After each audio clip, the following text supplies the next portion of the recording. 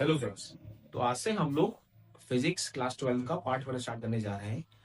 उसके साथ हम लोग क्या करेंगे, हम लोग चैप्टर को टॉपिक्स में डिवाइड करेंगे और हर टॉपिक को एक छोटी सी वीडियो बनेगी जिसमें सारा टॉपिक डिटेल से एक्सप्लेन होगा। और ऐसे करके टॉपिक बाय टॉपिक करके हम पूरा चैप्टर कवर कर देंगे और इवेंचुअली ऐसे चैप्टर चैप्टर करके हम पूरी फिजिक्स कवर करने वाला है। तो पहले हम देखते हैं कि पार्ट 1 में और पार्ट 2 में क्लास 12 की फिजिक्स में है क्या। जो हमारी पार्ट 1 फिजिक्स है उसका नाम है इलेक्ट्रो मैग्नेट, जिसमें मेरे पास हमको एक्चुअली में पढ़ना क्या है। एक पार्ट में पढ़ना है चार्ज एट रेस्ट और दूसरी तरफ पढ़ना है हमको चार्ज इन मोशन। तो जब चार्ज एट रेस्ट होगा तो उसको कहा जाएगा इलेक्ट्रोस्टैटिक्स। चार्ज एट रेस्ट को क्या कहा जाएगा, इलेक्ट्रोस्टैटिक। और चार्ज इन मोशन को क्या कहा जाएगा, इलेक्ट्रोमैग्नेटिक। तो आपकी फिजिक्स की पार्ट 1 का चैप्टर नंबर 1 यहाँ पर कवर होगा, चैप्टर नंबर 2 यहाँ पर कवर होने वाला है और बाकी के चैप्टर जो है 3 से लेकर 7 तक वो आपके इलेक्ट्रो डायनामिक्स में कवर हो जाएंगे। तो हम लोग स्टार्ट करते हैं अपने पार्ट 1 फिजिक्स का chapter number 1, that is electric charges and fields. तो ये पहले आप देखिए, ये इलेक्ट्रिक चार्ज है क्या। जब मैं इलेक्ट्रिक चार्ज की बात करता हूं तो आपको कुछ एग्जाम्पल याद आते होंगे कि जैसे ना आप विंटर्स में अपने कपड़े उतारते हैं, वुलन क्लोथ को निकालते हैं तो उसके अंदर से चटर पटर की आवाज आती है। या फिर कभी कभी आपने बचपन में एक्सपेरिमेंट किया होगा कि स्केल को सिर पर रख किया, उसके बाद हमने पेपर के पीसेस पे लगाया तो पेपर के पीसेस उससे अट्रैक्ट होने लगे। तो यही सब फिनोमिना जो होता है वो स्टैटिक चार्ज की वजह से होता है। एक फिनोमिना और है जो हम देखते हैं कि अगर कोई भी बलून हम लोग अपने सिर पे रब करेंगे तो हमारे सिर के बाल ये होने लग जाते हैं, खड़े होने लग जाते हैं। तो ये सब फिनोमिना के पीछे जो बेसिक एक्सप्लेनेशन है, फंडामेंटल एक्सप्लेनेशन है, वो स्टैटिक चार्ज ही हमको दे पाता है। तो पटिए चार्ज है क्या। तो अगर हम बात करेंगे चार्ज क्या है, किसी भी मैटर की इंट्रिंसिक प्रॉपर्टी है। इंट्रिंसिक प्रॉपर्टी मतलब कि चार्ज नहीं बाहर से नहीं आया है। मैटर जो बना होता है वो एक एक एटम से मिलकर बना हुआ है और एटम्स के अंदर ही हमारे पास प्रोटॉन्स, इलेक्ट्रॉन्स और न्यूट्रॉन्स मिलने वाले हैं। चूंकि हमको पता है कि एटम इलेक्ट्रिकली न्यूट्रल होता है, यानी कि जितने इलेक्ट्रॉन्स हैं, यानी कि जितने इसके पास नंबर ऑफ इलेक्ट्रॉन्स हैं उतने ही क्या पाए जाएंगे, नंबर ऑफ प्रोटॉन्स पाए जाएंगे। तो ये चार्ज कैसे डेवलप हो गया। अरे भाई, अगर कोई एटम किसी भी दूसरे एटम को इलेक्ट्रॉन्स डोनेट कर देता है तो क्या उसके पास नंबर ऑफ प्रोटॉन ज्यादा नहीं हो जाते, तो वो बन जाएगा पॉजिटिवली चार्ज।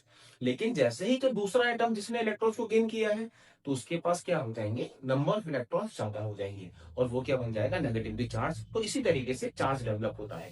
और चार्ज क्या है, किसी भी मैटर की इंट्रिंसिक प्रॉपर्टी, इंटरनल प्रॉपर्टी जिसकी वजह से ड्यू टू विच क्या करेगा वो, it exerts due to which it exerts a force on another charge body, on another charge body. इसी वजह से तो हमारे बाल खड़े हो रहे थे, इसी वजह से तो प्लास्टिक के स्केल पर हमारे पेपर के पीसेस अट्रैक्ट हो रहे थे। हम्म। तो चलो, अगर हम इसकी यूनिट की बात करें तो उसकी यूनिट क्या होती है, कूलम। अगर हम लोग इसकी बात करें कि कैसी क्वांटिटी है, स्केलर क्वांटिटी है, इसके साथ डायरेक्शन को हम लोग नहीं करते हैं। और अगर मैं इसके इसके इतिहास की बात करूं तो ग्रीक में इसको लगभग 6000 बीसी में सबसे पहले जाना गया था, पढ़ा गया था, जहां पर दो चीजों को रब करा था और उनके बीच में कुछ अट्रैक्शन का फोर्स बनने लगा था। अब आगे चले, जब हम आगे चलेंगे तो हमको पता चलेगा कि मेरे पास दो टाइप के चार्ज होते हैं। एक होता है पॉजिटिव चार्ज और एक होता है नेगेटिव चार्ज। एक होता है मेरे पास क्या, पॉजिटिव चार्ज, और एक क्या होता है मेरे पास, नेगेटिव चार्ज। तो इससे क्या हो गया, तो जब पॉजिटिव पॉजिटिव चार्ज आपस में आते हैं तो उनके अंदर कैसा फोर्स लगेगा, रिपल्शन का फोर्स। क्यों, नेगेटिव नेगेटिव के बीच में क्या लगेगा फिर, तो नेगेटिव नेगेटिव के बीच में भी क्या लगने वाला है, रिपल्शन का फोर्स। तो यहां से हमको पता चला कि जब भी कोई भी सेम चार्जेस आपस में आएंगे तो उनके बीच में एक फोर्स लगेगा, जिनको हम लोग क्या बोलने वाले हैं, इलेक्ट्रोस्टैटिक फोर्स ऑफ रिपल्शन। लेकिन जब मेरे पास अपोजिट चार्जेस रहेंगे आपस में, तो उनके बीच में कौन सा फोर्स लगेगा, उनके बीच में लगेगा अट्रैक्शन फोर्स, यानी electrostatic force of attraction.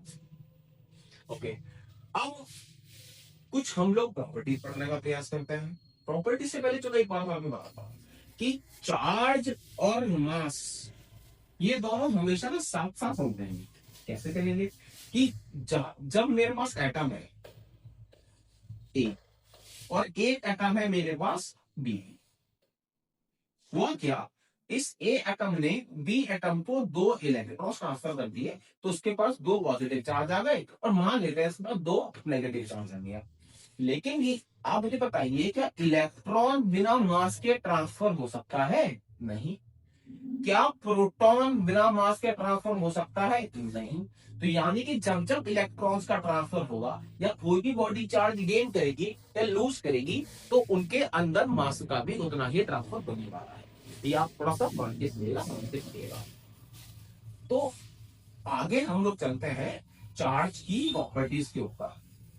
Charge की प्रॉपर्टी, पहली प्रॉपर्टी है हमारी that charge is additive. Charge is additive. Additive मतलब कि बेसिक मैथमेटिकल फंक्शंस की हेल्प से हम लोग चार्ज किसी भी बॉडी के ऊपर कैलकुलेट कर सकते हैं। जैसे कि मेरे पास एक बॉडी ये रही जिसके ऊपर मान लो 4 कूलम चार्ज था, एक बॉडी ये रही जिसके ऊपर माइनस का 2 कूलम चार्ज। तो हमसे कहा गया this is a part of a system, तो अब इस सिस्टम के ऊपर नेट चार्ज बताओ। तो हमने कैलकुलेट कर लिया कि 4 कूलम प्लस माइनस का 2 coulomb, it comes out to be 2 coulomb, यानी सिस्टम के ऊपर चार्ज क्या है, हमेशा 2 कूलम। और भी कैलकुलेट कर सकते हैं कि मेरे पास ए बॉडी थी जिसके ऊपर 2 कूलम चार्ज था, बी बॉडी थी जिसके ऊपर 3 कूलम चार्ज था, 4 बॉडी थी, सी बॉडी थी जिसके ऊपर मान लो 3 कूलम चार्ज था। तो इस बॉडी के ऊपर नेट चार्ज बताइए। अरे कर लेंगे ना, मैथ तो आता ही है कि 3 में 3 कट गया, अभी कितना बचा, 2 कूलम चार्ज। यानी किसी भी बॉडी के ऊपर अगर हमको नेट चार्ज को कैलकुलेट करना है, तो हम बेसिक मैथ की प्रॉपर्टीज से ऐड और सेपरेट करके इसको क्या कर सकते हैं, कैलकुलेट कर सकते हैं। सेकंड प्रॉपर्टी की बात करते हैं that charge is conserve. Charge is conserve. Charge क्या है, कंजर्व है, यानी कि ये लॉ ऑफ कंजर्वेशन को क्या करने वाला है, फॉलो करने वाला है। तो लेकिन कौन सा लॉ ऑफ कंजर्वेशन, तो यहां पे आएगा मेरे पास law of conservation of charge. Law of conservation of charge. तो ये क्या कह रहा है, ये कहता है कि charge can never be created. Charge can never be created. अच्छा ठीक है, charge can never be destroyed but can be change. नहीं नहीं नहीं, कैन बी चेंज नहीं, can be transferred. It can be transferred from one body to another. तभी तो कि जब मैंने गर्मियों में कपड़े उतारे तो कपड़ों हमारे बॉडी से चार्ज कपड़ों पर ट्रांसफर हो गया और आपस में फिर उन्होंने डिस्चार्ज कर दिया। तभी तो जब मैंने बालून को अपने बालों से रब किया तो हमारे बालों से चार्ज बलून पर ट्रांसफर हो गया, बाद में उनके ऊपर अट्रैक्शन का फोर्स लगने लग गया। और क्या कि दूसरा हम लोग आपको कहता है, दूसरी बात ये कहता है कि charge for a given system, charge for a given system is always constant।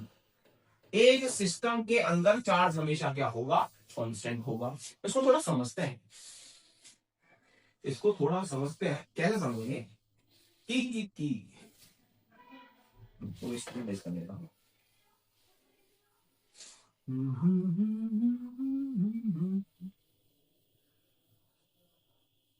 For a given system is constant, कि मेरे पास एक ये इनिशियल पोजीशन थी जहां पर ए बॉडी में 4 कूलम चार्ज था, बी बॉडी पे 2 कूलम चार्ज था, सी बॉडी पे कोई चार्ज नहीं था, डी बॉडी पे माइनस का 5 कूलम चार्ज था।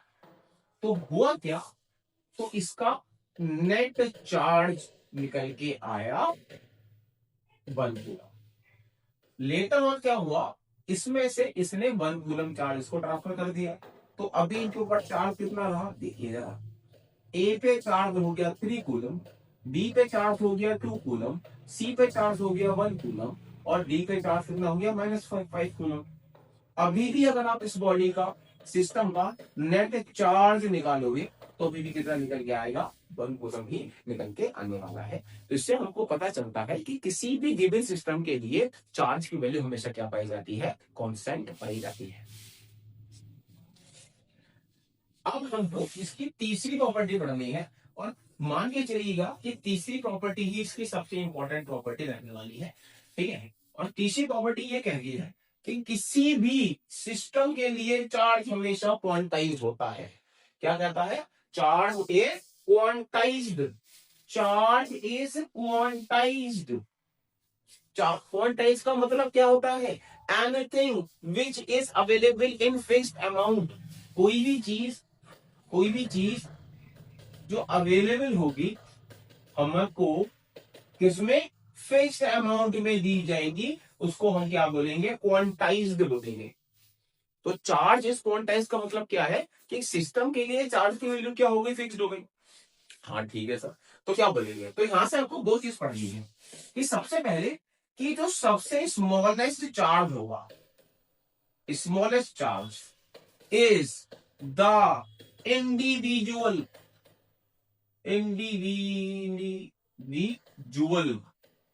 इलेक्ट्रॉन, या इज फाउंड ऐसे ऑन द इंडिविजुअल इलेक्ट्रॉन। यानी कि एक इलेक्ट्रॉन से छोटा तो चार्ज पॉसिबल नहीं है जिसको हम लोग क्या कहते हैं, क्वार्क कहते हैं, लेकिन अभी वो पढ़ना नहीं है। शायद क्वार्क हो गया, मिनी क्वार्क हो गया एंड सो ऑन, इससे भी छोटे चार्ज पॉसिबल है। बट अभी के लिए हमको ये बताया गया है कि चार्ज पे सबसे छोटा जो होगा वो किस पे पाया जाएगा, एक इलेक्ट्रॉन पे पाया जाएगा। Smallest charge is found on the individual electron, ठीक है। दूसरा दूसरा किसी भी बॉडी के ऊपर अगर मुझको नेट चार्ज निकालना है, किसी भी बॉडी के ऊपर अगर मुझको क्या निकालना है, नेट चार्ज निकालना है, तो ये क्या होगा, it will be integral multiple of किसका, कि उस बॉडी के ऊपर कितने चार्ज पाए जा रहे हैं उसका इंटीग्रल मल्टीपल होने वाला है। तो integral multiple of fundamental charges on fundamental unit of charge, जो क्या निकल के आई है, एक इलेक्ट्रॉन। मतलब ये हम आपसे ये कहना चाहते हैं कि हम किसी बॉडी पे एक इलेक्ट्रॉन ट्रांसफर कर सकते हैं, हाँ। किसी बॉडी पे 2 इलेक्ट्रॉन ट्रांसफर कर सकते हैं, लेकिन किसी बॉडी पे 2.5 इलेक्ट्रॉन ट्रांसफर कर सकते हैं, आंसर इज नो। मतलब कि इंटीग्रल मल्टीपल होना चाहिए फंडामेंटल यूनिट ऑफ चार्ज का। जो चार्ज कभी भी 1/2 ई में एग्जिस्ट नहीं करता, चार्ज कभी 4/5 ई में एग्जिस्ट नहीं करता, वो करेगा E2 E3 E4 electron and N electrons. तो अगर उसको कहा जाए कि किसी बॉडी के ऊपर टोटल चार्ज निकालना है, तो उसका फॉर्मूला होता है Q बराबर N इंटू E, जहां पर N क्या है मेरे पास, एक नेचुरल नंबर रहेगा, एक फ्रैक्शन में इसको कैलकुलेट नहीं कर सकते।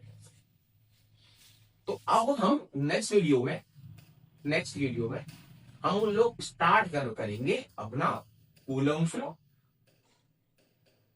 और उससे पहले पढ़ेंगे इलेक्ट्रिफिकेशन, हम चार्ज कैसे कैसे प्रोड्यूस किया जा सकता है एक बॉडी से दूसरी बॉडी।